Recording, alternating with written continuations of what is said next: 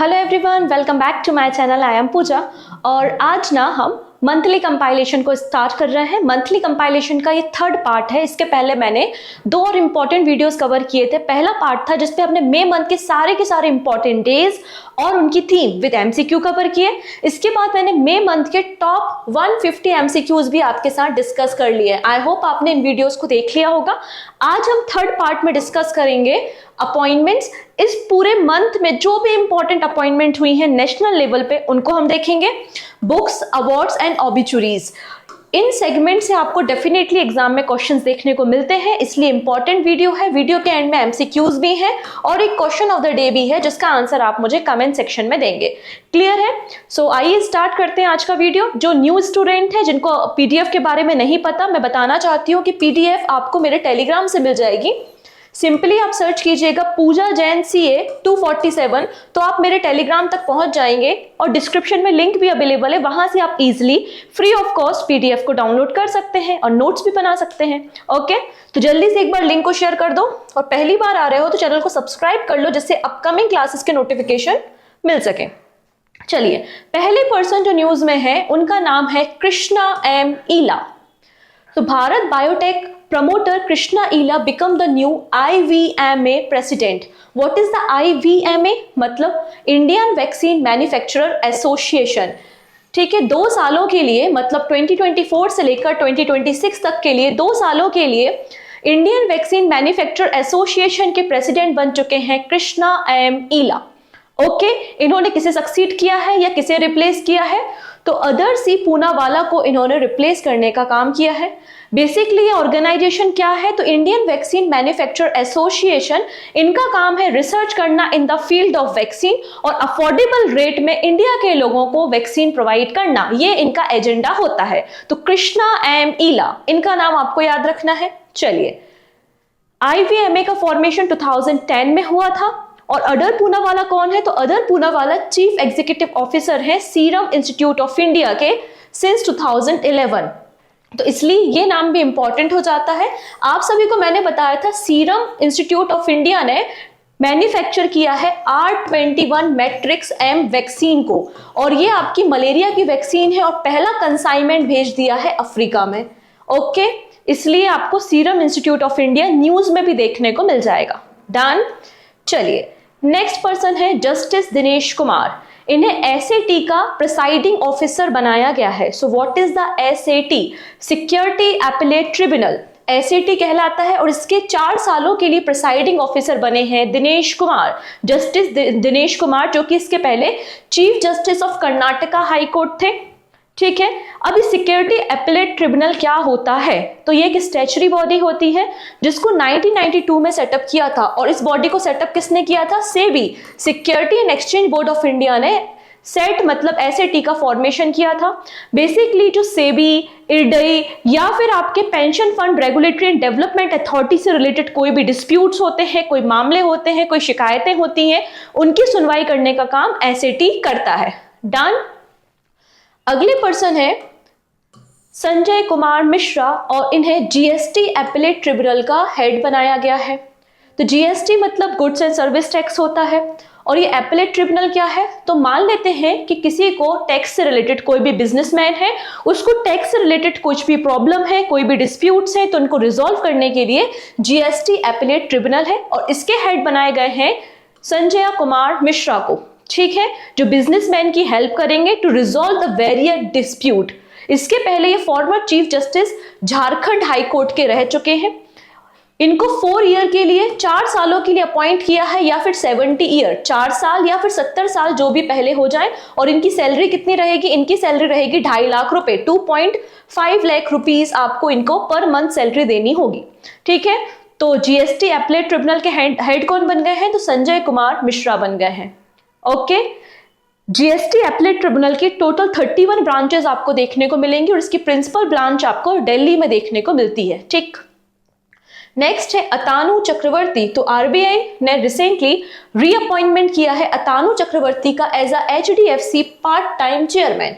तो HDFC bank के वापस से चेयरमैन अपॉइंट हुए हैं अतानु चक्रवर्ती। इनका टेन्योर 2024 से लेकर 2027 तक, 2027 तक रहेगा। एचडीएफसी बैंक को सेटअप किया गया था as a housing development finance corporation limited या एचडीएफसी लिमिटेड इन 1994। मुंबई में हेडक्वार्टर है एंड टैगलाइन है we understand your world. Okay, अगला नाम अगेन इंपॉर्टेंट है, हम बात कर रहे हैं मौसमी चक्रवर्ती के बारे में। सो आकाशवाणी हमें मौसम से संबंधित जानकारियां देता है, तो आकाशवाणी की ही हेड बनी है, डायरेक्टर जनरल बनी है Mousami Chakraborty. So Mousami Chakraborty assume charges of director general of Akashvani news, जिसे हम ऑल इंडिया न्यूज के नाम से या ऑल इंडिया रेडियो के नाम से भी जानते हैं। इसका फॉर्मेशन 1936 में हुआ था और 23 लैंग्वेजेस में ये ब्रॉडकास्टिंग करने का काम करता है। नेक्स्ट है संजीव नौटियाल और इन्हें एमडी एंड सीईओ बनाया है उज्जीवन स्मॉल फाइनेंस बैंक का। उज्जीवन स्मॉल फाइनेंस बैंक के 3 सालों के लिए 3 इयर्स के लिए संजीव नौटियाल सीईओ और एमडी बन गए हैं। ये approval RBI reserve bank of India ने दिया है। ठीक है, अब अगर हम बात करते हैं उज्जीवन स्मॉल फाइनेंस बैंक, तो इसका फॉर्मेशन 1 Feb 2017 में हुआ था एंड समित घोष इसके फाउंडर हैं। ओके, अगली बात करते हैं जेपी नड्डा जी की वाइफ हैं जिनका नाम है मल्लिका नड्डा, और मल्लिका नड्डा को अपॉइंट किया है as a chairman of special olympic Asia pacific advisory council. ठीक है, तो special olympics Asia pacific advisory council की 3 सालों के लिए for the period of 3 years, मतलब 2024 से 2027 तक चेयरमैन कौन रहेंगी? आंसर हो जाएगा मल्लिका नड्डा रहेंगी। डन। नेक्स्ट, अगले पर्सन है न्यूज में डॉक्टर शुभ्रांशु शेखर आचार्य, और इन्हें सीएमडी बनाया गया है एनएसआईसी का। सो एनएसआईसी का क्या मतलब होता है? नेशनल स्मॉल इंडस्ट्री कॉरपोरेशन, जो कि एमएसएमई मिनिस्ट्री के अंदर काम करने वाली एक ऑर्गेनाइजेशन है, और इसी बॉडी का CMD chairman cum managing director किसे बनाया है? डॉक्टर शुभ्रांशु शेखर आचार्य को बनाया है। अगर हम नेशनल स्मॉल इंडस्ट्री कॉरपोरेशन की बात करते हैं तो ये आपकी कैटेगरी 2 मिनी रत्न कैटेगरी कंपनी है। ओके, तो आचार्य जी एमएसएमई पहुंच गए हैं। ओके, नेक्स्ट सुजाई रैना, तो वीजा के बारे में सुना होगा, वीजा, मास्टर कार्ड, ये सभी क्या है? ग्लोबल डिजिटल पेमेंट प्लेटफॉर्म्स है। वीजा का फॉर्मेशन 1958 में हुआ था और यूएसए में इसका हेडक्वार्टर आपको देखने को मिल जाएगा। तो इंडिया के ऑपरेशन को रन करने के लिए इंडिया में कंट्री मैनेजर वीजा ने किसे अपॉइंट किया है? तो सुजाई रैना को अपॉइंट किया है। ओके, इंडिया के ऑपरेशंस को हेड करेंगे। अगले पर्सन है संजीव पुरी। ठीक है, इंपॉर्टेंट नाम है संजीव पुरी। इन्हें CII का प्रेसिडेंट बनाया गया है, मतलब कॉन्फेडरेशन ऑफ इंडियन इंडस्ट्री के 1 साल के लिए, मतलब 2024 से 2025 के लिए चेयरमैन कौन बन गए हैं? प्रेसिडेंट बन गए हैं आपके संजीव पुरी। ठीक है, प्रेसिडेंट बनाया गया है संजीव पुरी को। और क्या काम करते हैं? तो ये ITC के MD हैं। ठीक है, जो इंडियन टैबेको कंपनी है उसके MD आपको देखने को मिलेंगे संजीव पुरी, और इन्होंने R दिनेश जो कि चेयरमैन है TBS के, इनको रिप्लेस करने का काम किया है। नेक्स्ट, CII मतलब कॉन्फेडरेशन ऑफ इंडियन इंडस्ट्री। ये हमारे देश के जो बिजनेसमैन हैं उनका एक लॉबी होती है जो बेसिकली गवर्नमेंट से नेगोशिएट करते हैं, गवर्नमेंट के साथ काम करके पॉलिसीज बनाते हैं फॉर द बिजनेसमैन। इसका फॉर्मेशन 1895 में हुआ था। ठीक है, और नई दिल्ली में हेडक्वार्टर आपको मिल जाएगा। अगले बात करते हैं इफ्को। इफ्को क्या होता है? हमारे देश में एक और बहुत बड़ी कोऑपरेटिव सोसाइटी है जिसका नाम है IFFCO, Indian farmer fertiliser cooperative limited, जिसका फॉर्मेशन 1967 में हुआ था। कहां पर? न्यू दिल्ली में। तो न्यू दिल्ली में इसका हेडक्वार्टर है, और इफ्को के चेयरमैन अपॉइंट किए गए हैं दिलीप सांघनी को। ये है दिलीप सांघनी जो इफ्को के चेयरमैन बन गए हैं। वहीं बलवीर सिंह वाइस चेयरमैन बन गए हैं इफ्को के। तो इंपॉर्टेंट अपॉइंटमेंट है इफ्को की, तो आपको इसको याद रखना है। इफ्को का फुल फॉर्म भी एग्जाम में पूछा जा सकता है, तो इसको भी आप याद रखेंगे। नेक्स्ट है आर लक्ष्मीकांत राव। इन्हें एग्जीक्यूटिव डायरेक्टर बनाया है आरबीआई ने। आरबीआई की 5 सब्सिडरी हैं, मतलब 5 सहायक कंपनीज हैं। उनमें से एक कंपनी है deposit insurance and credit guarantee corporation. इसी बॉडी में एग्जीक्यूटिव डायरेक्टर बनाया गया है आर लक्ष्मीकांत राव को। किसने अपॉइंट किया है? रिजर्व बैंक ऑफ इंडिया ने इनकी नियुक्ति की है, अपॉइंटमेंट किया है। This is very important appointment. हम बात कर रहे हैं कपिल सिब्बल जी के बारे में। So Kapil Sibal elected as the president of Supreme Court bar association, fourth time, पहली बार नहीं है ये, fourth time bar association, Supreme Court bar association के प्रेसिडेंट बन रहे हैं जिनका नाम है कपिल सिब्बल। इसके पहले 1995 टू 96, 97 टू 98 एंड 2001 टू 2002 के बीच में ऑलरेडी ये प्रेसिडेंट रह चुके हैं। मोस्ट इंपॉर्टेंट नाम जो किसी सेट में छपा है, हम बात कर रहे हैं एसएससी के चेयरमैन, स्टाफ सिलेक्शन कमीशन के चेयरमैन राकेश रंजन को बनाया गया है। ये जो एसएससी है इसका फॉर्मेशन 1975 में हुआ था और यहाँ पर ministry of personnel public grievance and the pension के अंदर एसएससी काम करता है, जो कि हमारी कंट्री में group B, group C and group D exams को कंडक्ट कराने का काम करता है, अलग अलग मिनिस्ट्री के एग्जाम कंडक्ट कराता है। नेक्स्ट है बेड बैंक। बेड बैंक किसे कहते हैं? तो नेशनल असेट रिकंस्ट्रक्शन कंपनी को हम बेड बैंक के नाम से जानते हैं और पी संतोष को एमडी एंड सीईओ बनाया गया है। ठीक है, यहाँ पे असेट, अगर हमारे पास असेट होंगे तो हमको संतोष होगा, तो वही बात है, नेशनल असेट रिकंस्ट्रक्शन कंपनी के एमडी एंड सीईओ बनाए गए हैं पी संतोष को और इन्होंने एन सुंदर को रिप्लेस किया है। ये जो बेड बैंक होते हैं ये बेसिकली एनपीए की प्रॉब्लम, बैंक्स की एनपीए प्रॉब्लम को सॉल्व करने का काम एक तरीके से करते हैं। अगली बात करते हैं एन चंद्रशेखरन जो कि टाटा सन्स के चेयरमैन हैं। इनको रिसेंटली टाटा इलेक्ट्रॉनिक्स का भी चेयरमैन अपॉइंट किया है, तो टाटा सन्स के चेयरमैन अब टाटा इलेक्ट्रॉनिक्स के भी चेयरमैन होंगे। नाम क्या है? एन चंद्रशेखरन। इंपॉर्टेंट नाम है, याद रखना है। ओके, नेक्स्ट है प्रदीप नटराजन। तो recently reserve bank of India ने प्रदीप नटराजन जी को फुल टाइम डायरेक्टर बनाया है on the board of IDFC first bank for the period of 3 years, 3 सालों के लिए आईडीएफसी फर्स्ट बैंक के बोर्ड ऑफ डायरेक्टर होंगे ये। 2015 में आईडीएफसी फर्स्ट बैंक का फॉर्मेशन मुंबई में किया गया था। डन। नेक्स्ट नाम है जेठाभाई भारवाड़ का और इन्हें रिसेंटली एनएफईडी का चेयरमैन बनाया गया है। ये गुजरात के असेंबली के डिप्टी स्पीकर भी हैं। इसके अलावा ये पंचमहल डेयरी के भी चेयरमैन आपको मिल जाएंगे और इनको recently national agriculture cooperative marketing federation of India limited मतलब एनएफईडी का चेयरमैन अपॉइंट किया है। इस बॉडी का फॉर्मेशन 1958 में हुआ था। ठीक है, नई दिल्ली में इसका हेड ऑफिस आपको मिल जाएगा। नेक्स्ट है प्रदीप कुमार सिन्हा। इन्हें आरबीआई ने पार्ट टाइम चेयरमैन अपॉइंट किया है आईसीआईसीआई बैंक का for the period of 3 years। तो 3 सालों के लिए आईसीआईसीआई बैंक के पार्ट टाइम चेयरमैन कौन होंगे? प्रदीप कुमार सिन्हा होंगे और इन्होंने जीसी चतुर्वेदी को रिप्लेस किया है। अगर मैं आईसीआईसीआई बैंक के बारे में बात करूं तो इसका फॉर्मेशन 1994 में हुआ था। मैक्सिमम बैंक्स के हेडक्वार्टर आपको मुंबई में मिलेंगे, तो इस बैंक का हेडक्वार्टर भी मुंबई में है। संदीप बख्शी आपके सीईओ हैं और टैगलाइन है हम है ना ख्याल आपका। अब ये बहुत इंपॉर्टेंट अपॉइंटमेंट है। डीआरडीओ के चीफ कौन है? डॉक्टर समीर वी कामत और इनका टेन्योर रिसेंटली 1 साल के लिए बढ़ा दिया गया है। एक्चुअली 31 मई को इनका टेन्योर खत्म हो रहा था, तो 31 मई 2025 मतलब 1 साल के लिए इनका टेन्योर बढ़ाया गया है। DRDO defence research and development organisation होता है। ठीक है, नई दिल्ली में हेडक्वार्टर है। 1958 में फॉर्मेशन हुआ था और मिनिस्ट्री ऑफ डिफेंस के अंदर काम करता है DRDO. Simple, doctor Sameer V Kamat. अगला नाम अगेन बहुत इंपॉर्टेंट है, एडमिरल दिनेश कुमार त्रिपाठी। दिनेश कुमार त्रिपाठी जी ने आर हरि कुमार को रिप्लेस किया है और हमारी कंट्री के 26 chief of the naval staff बन गए हैं। तो 26 नंबर के chief of the naval staff कौन बन गए हैं? दिनेश कुमार त्रिपाठी जी, जो कि पहले वाइस चीफ हुआ करते थे। पहले ये vice chief of the naval staff थे, अभी प्रमोट हो गए हैं और 26 नंबर के chief of the naval staff बन गए। मतलब इनकी पोजीशन तो खाली हो गई, कोई ना कोई तो आया होगा। हाँ, बिल्कुल सही बात है। वाइस एडमिरल कृष्णा स्वामीनाथन ये vice chief of the naval staff बन गए हैं। तो दोनों नाम याद रखने हैं, chief of the naval staff Dinesh Kumar Tripathi, vice chief of the naval staff admiral Krishna Swaminathan. Okay, चलिए नेक्स्ट है हमारे जो चीफ ऑफ आर्मी स्टाफ है जनरल मनोज पांडे जी। इनका टेन्योर भी 1 मंथ के लिए, 1 महीने के लिए एक्सटेंड किया गया है बाय द कैबिनेट।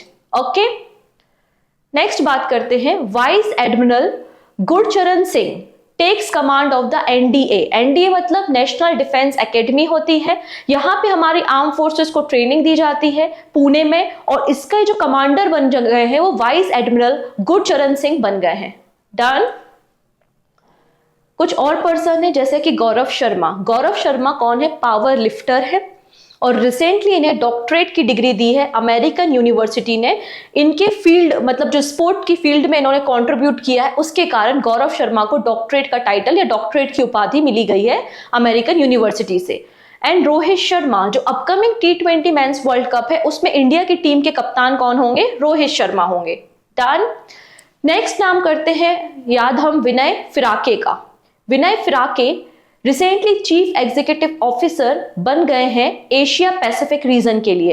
विप्रो जो एक आईटी कंपनी है, तो विप्रो ने अपने एग्जीक्यूटिव बोर्ड मेंबर विनय फिराके को एशिया पैसिफिक रीजन के ऑपरेशंस को हेड करने की रिस्पॉन्सिबिलिटी दी है। डन। चलिए, अब एक बुक है, केवल एक ही बुक याद करनी है, उसके बाद हम अवार्ड्स पे जंप करेंगे। यहां पर आपको एक बुक दिख रही होगी, इंडियाज न्यूक्लियर टाइटन।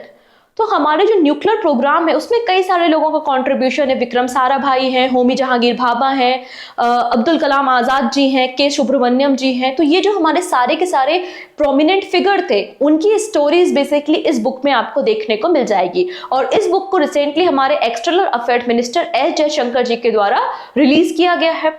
ठीक है, अब इसकी जो कॉपी है इसको एडिट किसने किया है? तो सौम्या अवस्थी एंड श्रवण बौरा। ठीक है, सौम्या अवस्थी एंड श्रवण बौरा ने इसको बेसिकली एडिटिंग करने का काम किया है। चलिए अब बात करेंगे अवार्ड्स के बारे में, और पहला ही अवार्ड बहुत बहुत इंपॉर्टेंट है। हम बात कर रहे हैं व्हीटली गोल्ड अवार्ड के बारे में, जिसे हम ग्रीन ऑस्कर अवार्ड के नाम से भी जानते हैं। ठीक है, आसाम की डॉक्टर पूर्णिमा देवी वर्मन को सेकेंड टाइम ये ग्रीन ऑस्कर अवार्ड दिया जा रहा है। ठीक है, इसके पहले भी इन्हें ये अवार्ड दिया जा चुका है। आसाम से बिलोंग करती हैं और एक वाइल्ड लाइफ बायोलॉजिस्ट है। इन्होंने एक इंडेंजर्ड बर्ड स्पीसीज है जिसका नाम है हरजिला, जो कि आसाम के वेटलैंड एरिया में पाई जाती है। इसको प्रोटेक्ट करने का काम बेसिकली इन्होंने किया है, इसके कंजर्वेशन करने का काम किया है। सो व्हीटली फंड फॉर नेचर एक चैरिटेबल ट्रस्ट है यूनाइटेड किंगडम का, जो कि 1993 में स्टेब्लिश हुआ था, और इन्होंने 2007 में इस अवार्ड की शुरुआत की थी। अब यहाँ पे ये अवार्ड ऐसा नहीं है कि केवल और केवल पूर्णिमा वर्मन देवी को ही मिला है, इसके अलावा आपको 6 और नाम मिलेंगे जिनको ये अवार्ड दिया है। तो टोटल 7 पर्सन को अवार्ड दिया गया है। पहले इंडियन जिनको व्हीटली गोल्ड अवार्ड मिला था वो अर्चना गोडबोले और ब्रेड नॉर्मन आपको देखने को मिलेंगे 2007 में। ठीक है, आप चाहो तो इन सब का नाम पढ़ सकते हो, एक बार देख सकते हो, लेकिन इंडिया का नाम इंपॉर्टेंट है हमारे लिए, पूर्णिमा देवी वर्मन, जो कि आसाम से है। चाहो तो आप नेपाल का नाम याद रख सकते हो, राजू शर्मा, जो कि नेपाल से हैं, और उनको भी ये अवार्ड दिया गया है। तो टोटल पर्सन कितने हैं? 7 है। नेक्स्ट है UNESCO Guillermo Cano world press freedom prize. UNESCO के द्वारा यह अवार्ड दिया जाता है किसे? जर्नलिस्ट को, जो बहुत ही ज्यादा डेंजरस सर्कमटेंसेस में अपना काम करते हैं, बहुत ही डिफिकल्ट कंडीशंस में। ठीक है, तो इस अवार्ड को 2 मई को दिया गया था वर्ल्ड प्रेस फ्रीडम कॉन्फ्रेंस में, जो कि सेंटियागो चिली में हुई थी। इस अवार्ड को 1997 में क्रिएट किया गया था, और पेरिस हेडक्वार्टर मिल जाएगा यूनेस्को को। यह अवार्ड किसे दिया गया है? तो पैलेस्टीन के जर्नलिस्ट को, जिन्होंने गाजा में कवरेज प्रोवाइड किया था। तो यहाँ पे पैलेस्टीनियन जर्नलिस्ट को यह अवार्ड दिया गया है बाय द यूनेस्को। डन। यहाँ पे कुछ एडिशनल इंफॉर्मेशन है अबाउट द यूनेस्को। यूनेस्को का फॉर्मेशन 1945 में हुआ था। यूनेस्को का फुल फॉर्म क्या होता है? United nation educational, scientific and the cultural organisation. और हमारी कंट्री में total 42 UNESCO world heritage site फिलहाल में है। ओके, इसके अलावा एक और बहुत इंपॉर्टेंट इंफॉर्मेशन है कि इंडिया ने 46 session of the UNESCO world heritage committee का होस्ट कर रहा है। 46 सेशन इंडिया होस्ट कर रहा है। और यूनेस्को कुछ रिपोर्ट्स भी पब्लिश करता है, जैसे कि global education monitoring report and gender parity index. ये सभी बातें यूनेस्को से रिलेटेड हैं। अब यूनेस्को की जब बात हो रही है तो इनकी 10th नंबर की मीटिंग हुई। ठीक है, 10th नंबर की मीटिंग हुई memory of the world Asia Pacific regional register की, जिसमें हमारे देश के 3 प्रोडक्ट्स को या हमारी कंट्री के 3 एंटिटीज को एंट्री मिली है। कौन कौन से हैं वो 3 प्रोडक्ट? टोटल 20 आइटम्स को रिकॉग्नाइज किया गया है बाय द यूनेस्को। उन 20 आइटम्स में से 3 आइटम्स हमारे देश के हैं। कौन कौन से हैं आप देखेंगे? रामचरितमानस, पंचतंत्र एंड सहृदय लोचना। ठीक है, इतनी चीजें। तो यहाँ पर आप देख सकते हैं 10th नंबर की general meeting memory of the world committee for Asia and Pacific कहां पर हुई थी? तो उलन बटार, जो कि कैपिटल है मंगोलिया की, वहां पर हुई थी। टोटल 20 आइटम्स को सिलेक्ट किया गया है, उनमें से 3 आइटम्स या 3 एंट्रीज इंडिया से मिलेंगी। रामचरितमानस है, पंचतंत्र है और सहृदय लोचना है। क्लियर इतनी चीजें? ठीक है। तो अब यहाँ पे इनके बारे में भी बात कर लेनी चाहिए। ये नाम किसने सजेस्ट किए थे? तो हमारे देश में एक Indira Gandhi national centre for the art है, उन्होंने एक बहुत इंपॉर्टेंट रोल प्ले किया है इन तीनों एंटिटी को रिकॉग्नाइज कराने में। ठीक है, अब यहाँ पे आप देखेंगे इन तीनों रचनाओं के बारे में। सबसे पहले रामचरितमानस। तो गोस्वामी तुलसीदास जी ने रामचरितमानस को लिखा है और ये अवधी लैंग्वेज में आपको देखने को मिल जाएगा और भक्ति मूवमेंट से आपको तुलसीदास जी एसोसिएटेड मिलेंगे। पंचतंत्र की रचना पंडित विष्णु शर्मा जी ने की है, जो कि संस्कृत में लिखा गया है, जिसमें कई सारी कहानियां आपको देखने को मिलती हैं। एंड सहृदय लोचना, इसकी रचना किसने की है? आचार्य आनंद वर्मन ने की है और ये जो टेक्स्ट है ये आपको देखने को मिलता है संस्कृत भाषा में। ठीक है, Indira Gandhi national centre for the art 1987 में सेटअप हुआ था और मिनिस्ट्री ऑफ कल्चर के अंदर काम करने वाली एक ऑटोनोमस बॉडी है। इसके अलावा यूनेस्को ने एक और नोबल है जिसको रिकॉग्नाइज किया है, आप देख सकते हैं, Sultana's dream as a part of memory of the world. और इस नोबल की राइटर कौन है? तो बेगम रुकैया सखावत हुसैन आपको इसकी राइटर देखने को मिलेंगी। इन्होंने जब बंगाल का पार्टीशन हुआ था 1905 में, तब इन्होंने इस नोबल की रचना की थी। ठीक है, तो सुल्ताना ड्रीम्स को भी रिकॉग्नाइज किया गया है बाय द यूनेस्को। डन।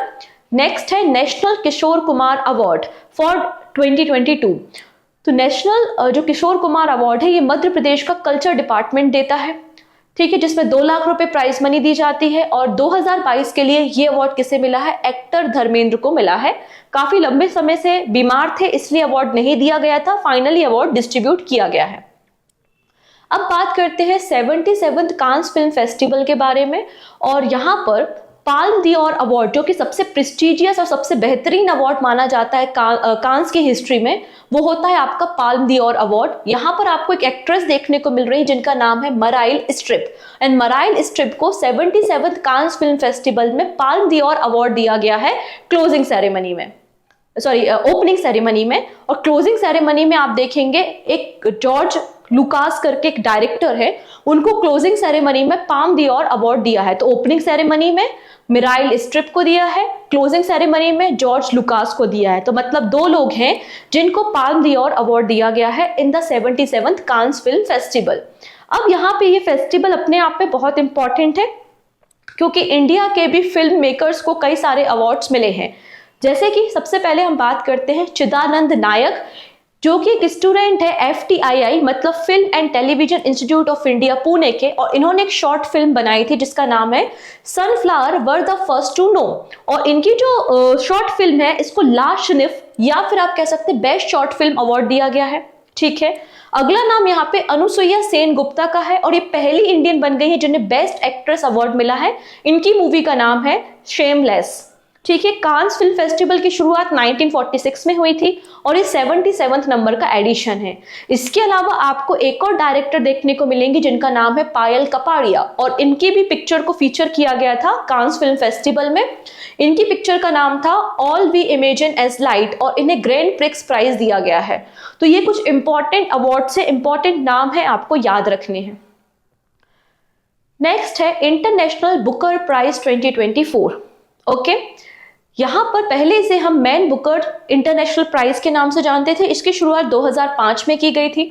कोई भी व्यक्ति जो अपनी नोवेल को ट्रांसलेट करता है इंग्लिश में और उसको आयरलैंड और यूके में पब्लिश किया जाता है तो ऐसी नोवेल्स को इंटरनेशनल बुकर प्राइज दिया जाता है। तो यहाँ पर आपको एक नोवेल देखने को मिलेगी जिसका नाम है कायरोस एंड कायरोस की जो ऑथर है उनका नाम है जेनी अर्पनबैक और इनकी नोवेल को इंग्लिश में ट्रांसलेट किसने किया है? तो माइकल हॉफमैन ने किया है और इस नोवेल को इंटरनेशनल बुकर प्राइज दिया गया है।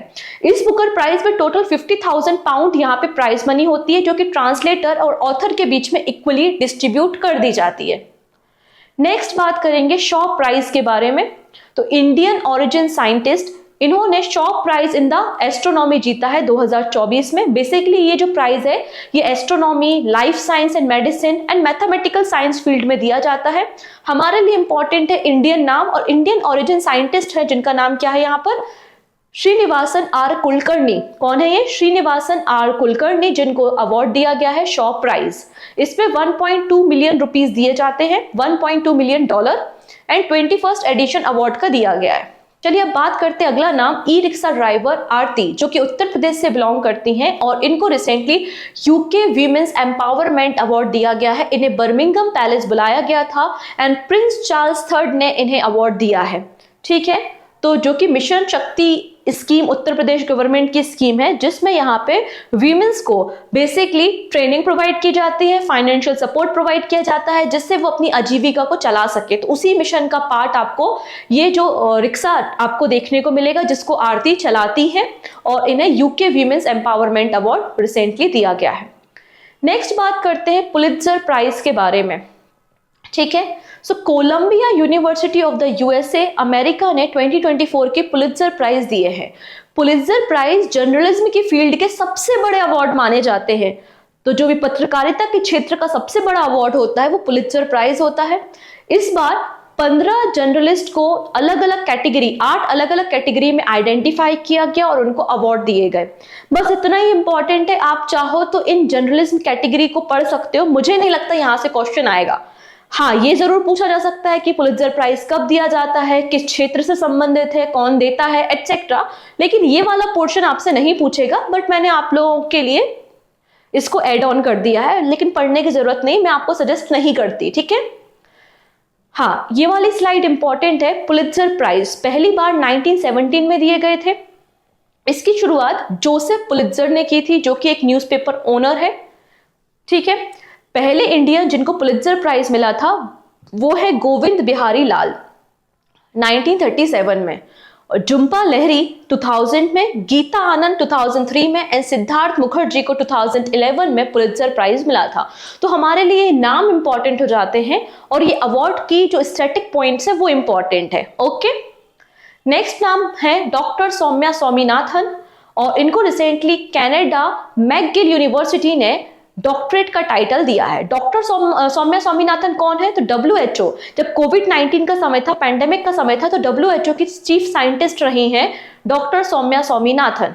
ठीक, नेक्स्ट नाम है रस्किन बॉन्ड। बहुत ही फेमस पर्सन है, इंग्लिश ऑथर है रस्किन बॉन्ड, और इनको साहित्य अकादमी फेलोशिप अवार्ड दिया गया है। 2021 की फेलोशिप है।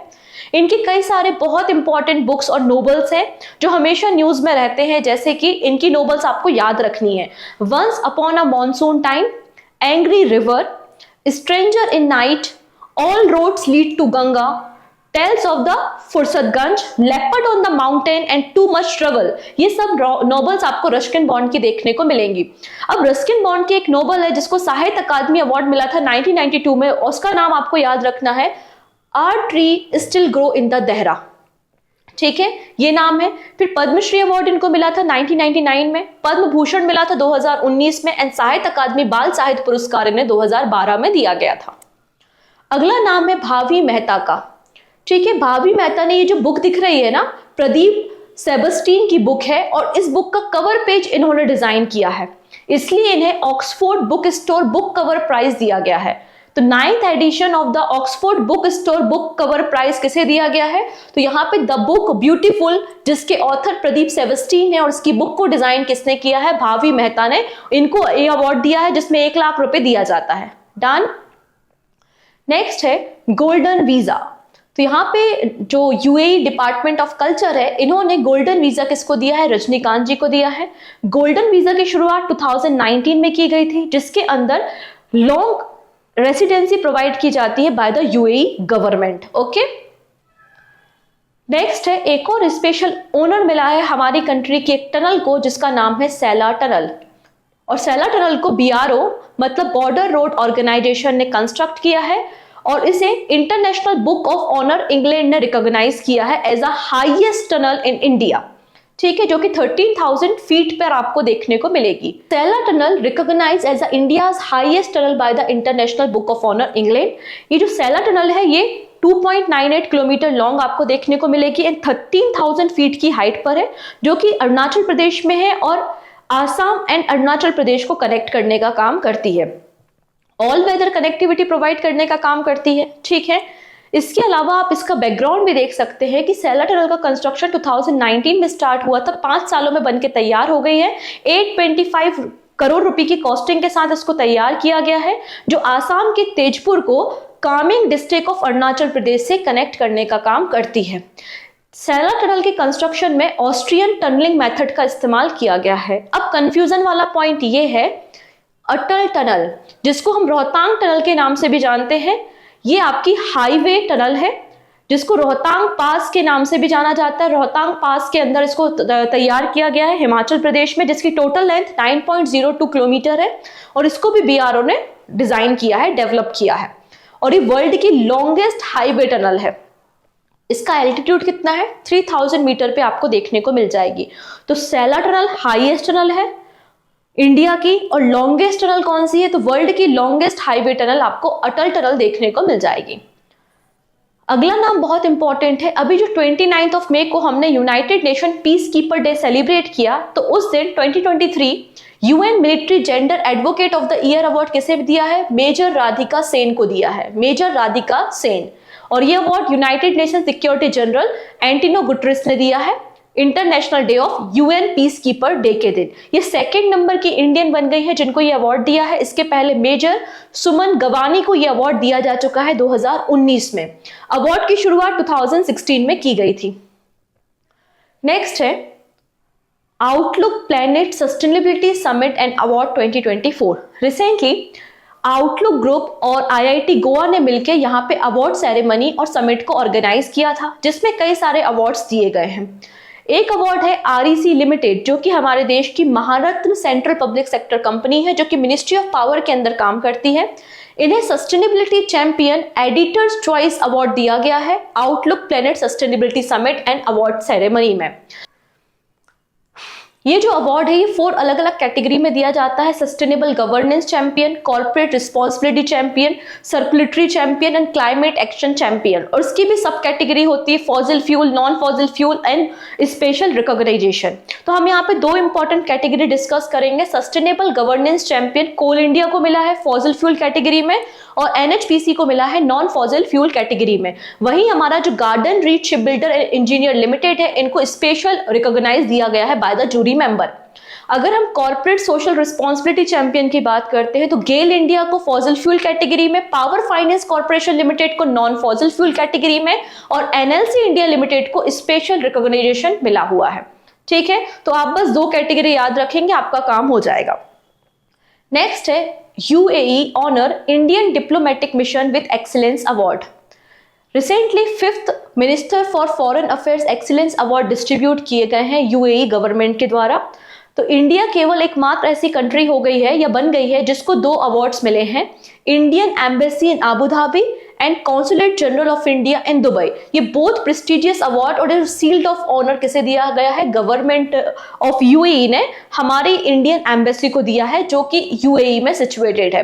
क्यों दिया गया है? इसलिए दिया गया है क्योंकि हमारी एम्बेसी ने, हमारे जो एम्बेसडर्स हैं, उन्होंने बहुत अच्छा काम किया है इंडिया और यूएई के इकोनॉमिक कल्चरल रिलेशन को टाई करने में और मजबूत करने में।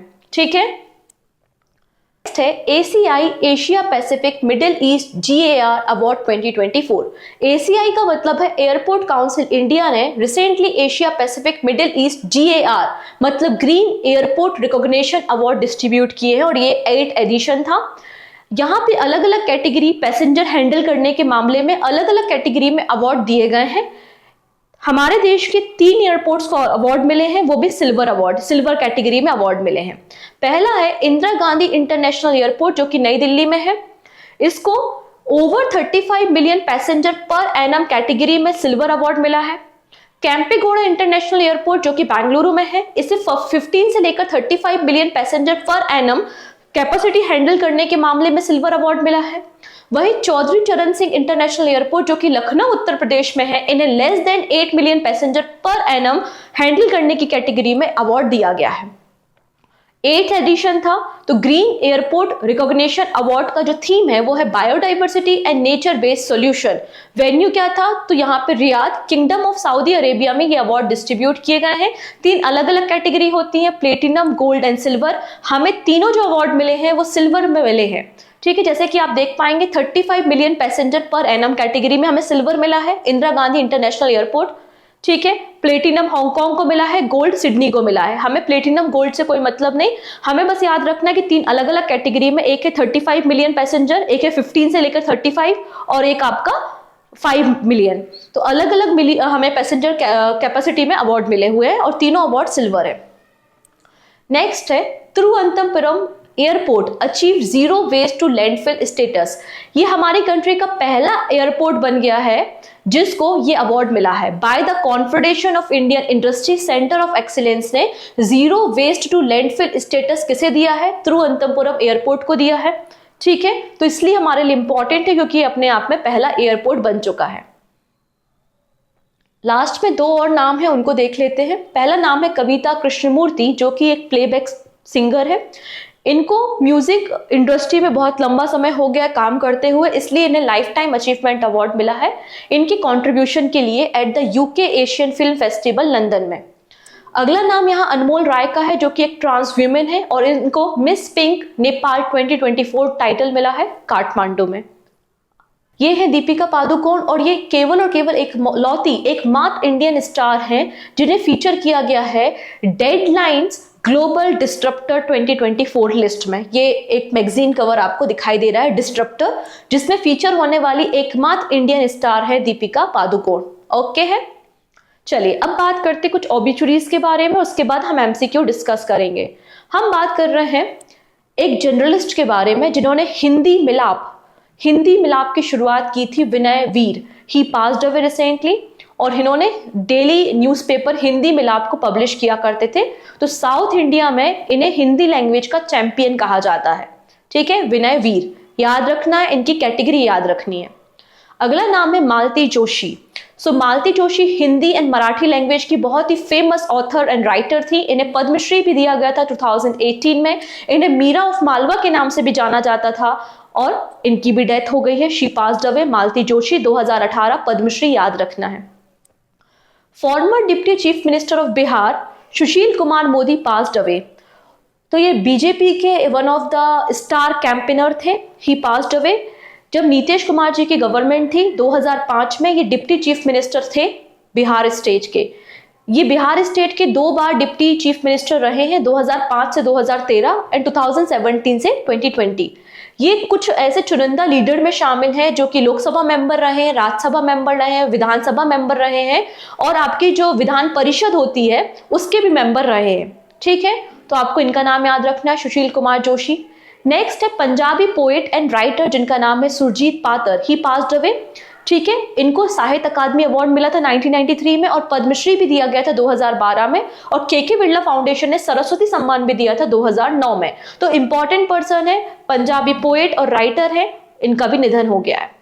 नेक्स्ट है आइसक्रीम मैन ऑफ इंडिया जिनका नाम है रघुनंदन कामत। ही पास्ड अवे। जो नेचुरल आइसक्रीम चेन चलती है ना उसके फाउंडर थे ये और इनकी भी डेथ हो गई है। इन्होंने नेचुरल आइसक्रीम चेन है इसकी शुरुआत 1984 में की थी।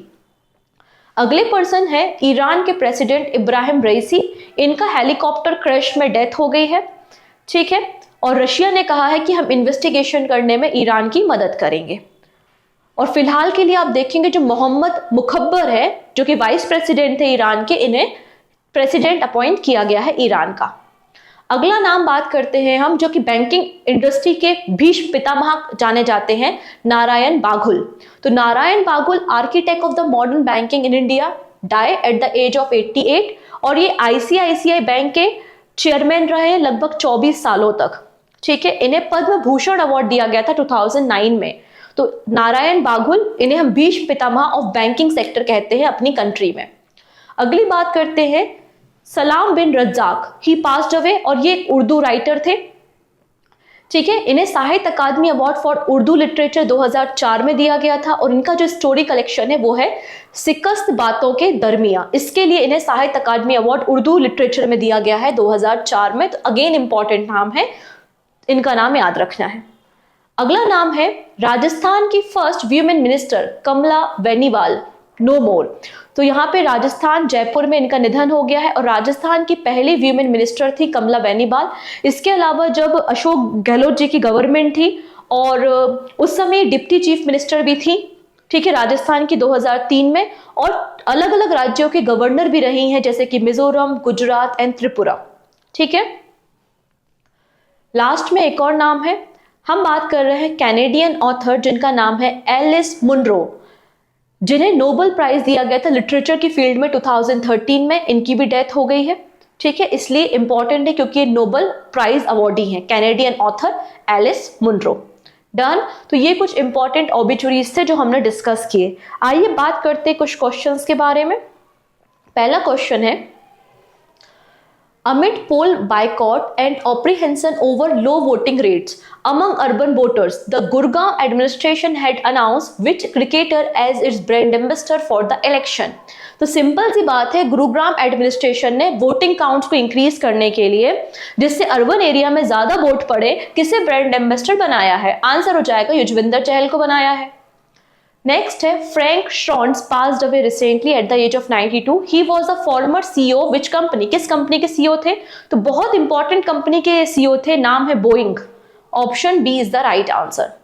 Colombia university of the USA announce the 2024 Pulitzer prize winner recently. पहला प्राइज कब दिया गया था? तो अभी हमने देखा कि 1917 में पहले पुलित्जर प्राइज दिए गए थे, पत्रकारिता के क्षेत्र में दिया जाने वाला सबसे बड़ा अवार्ड है। Who has been awarded Lachhu Maharaj award for the year 2024? तो लच्छू महाराज अवार्ड किसे दिया है? आंसर हो जाएगा पंडित राजेंद्र गंगानी को। आप मुझे कमेंट करके बताइए पंडित लच्छू महाराज जी का रिलेशन किस आर्ट फॉर्म से है, मतलब किस डांस कैटेगरी से बिलोंग करते हैं, कुचिपुड़ी, कथक या भरतनाट्यम? तो आप आंसर मुझे बताएंगे कमेंट सेक्शन में, ठीक है। नेक्स्ट है, who has been appointed as the new director general of DPIIT? तो DPIIT के नए डायरेक्टर जनरल कौन बन गए हैं? आंसर हो जाएगा option number A, Pratima Singh. Next है, which media company AI news anchor Sana has won the international news media association 2024 global media award? तो यहाँ पे जो सना है वो AI न्यूज एंकर है जिसको international news media association award दिया है, और ये इंडिया टुडे ग्रुप में काम करती है सना। नेक्स्ट है, हितेश सेठिया, इन्हें MD एंड CEO बनाया गया है किस कंपनी में 3 सालों के लिए? तो आंसर है जियो फाइनेंशियल सर्विस। जियो फाइनेंशियल सर्विस में 3 सालों के लिए MD एंड CEO अपॉइंट हुए हैं, हितेश सेठिया इनका नाम है। डन। नेक्स्ट है, chief vigilance officer of the Jawaharlal Nehru port trust authority, जो हमारा JNPT है, उसके चीफ विजिलेंस ऑफिसर कौन अपॉइंट हुए हैं? आंसर हो जाएगा मनोज कुमार। मनोज कुमार जी अपॉइंट हुए हैं विजिलेंस कमिश्नर या vigilance officer. Who has appointed as the director general of All India Radio? अभी हमने देखा है Mousami Chakraborty is the right answer. Next है, recently which Indian receive the green Oscar Whitley gold award 2024? तो असम की बायोलॉजिस्ट है जिनका नाम है Purnima Devi Verma. Option B is the right answer. Appointment Committee of Cabinet has approved the appointment of blank as President GST Appellate Tribunal for the 4 year। तो GST Appellate Tribunal की 4 सालों के लिए प्रेसिडेंट कौन बन गए हैं? अभी हमने देखा था संजय कुमार मिश्रा। ऑप्शन ए बिल्कुल करेक्ट हो जाएगा। सोनी इंडिया के CEO किसे अपॉइंट किया है? तो सोनी इंडिया के CEO बन चुके हैं Gaurav Banerjee. Option A is the right answer. And this is question of the day. Recently, President of Indian Vaccine Manufacturing Association किसे अपॉइंट किया गया है? तो मैंने आपसे 2 क्वेश्चन पूछे हैं, इन दोनों क्वेश्चंस के आंसर आप मुझे कमेंट सेक्शन में देंगे। ओके, सो ये पूरा मई मंथ के सारे इंपॉर्टेंट अपॉइंटमेंट्स थे, ऑबिचुरीज थी, अवार्ड्स थे, ये आपको हेल्पफुल रहेंगे आने वाले एग्जाम में। आई होप आपको सारी चीजें क्लियर हो गई होंगी। सो मिलते हैं नेक्स्ट वीडियो में नेक्स्ट कंपाइलेशन के साथ। Take care and bye bye.